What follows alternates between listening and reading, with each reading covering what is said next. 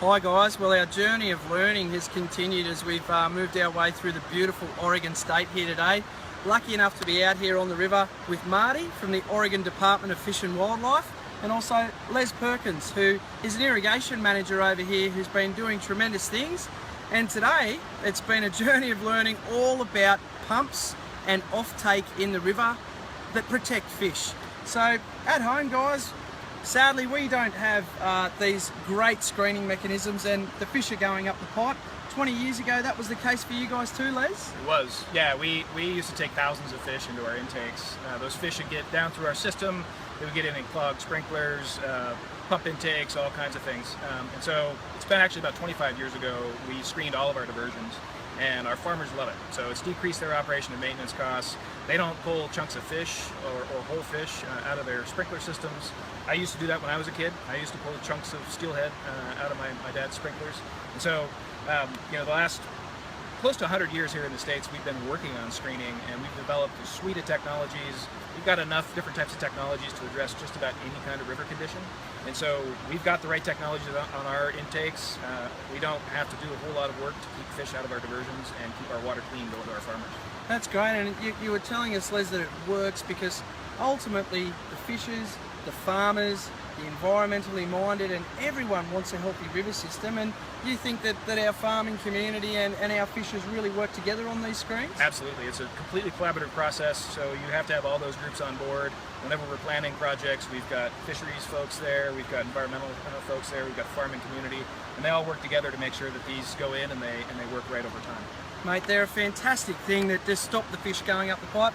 Marty, can you just take us through one of these great self-cleaning pump screens? Yeah, certainly, Matt, certainly. So this pump screen here is an off-the-shelf unit. This is a model screen here where we've cut away the screen so you can see the internal workings of this screen. Usually the screen is wrapped all the way around here, but so how this works is this screen here, it bolts right onto the end of the farmer's intake pipe, right onto the end of the foot valve. There's a high pressure hose that comes off the discharge side of the pump that will feed into this orifice here.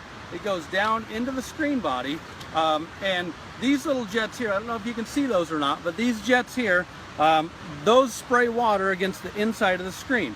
So as those jets spray water, it causes the outside of the screen to rotate like that. So that does two things. It keeps the screen rotating, and it keeps the debris blasted off the screen from the outside. So it's a self-cleaning mechanism that's always keeping itself clean as long as the pump is running. Again, even with this great technology, we still have to have the cooperation of the water user and the irrigation district in order to make a product like this work. So without that cooperation, you can have the best product in the world, but without the cooperation, it's not going to work. That's great, man. I got really excited when I saw these because they can fit pumps of different sizes. Back at home we have 4-inch, 6-inch, 8-inch, 12-inch, even bigger, and they make these in different sizes to fit? They do, yeah, they do. And this is a common off-the-shelf model here. They do make other models here in the States that go anywhere from 50-gallon-a-minute pumps, down to about a 2-inch intake line, all the way up to about a 10-inch intake line here.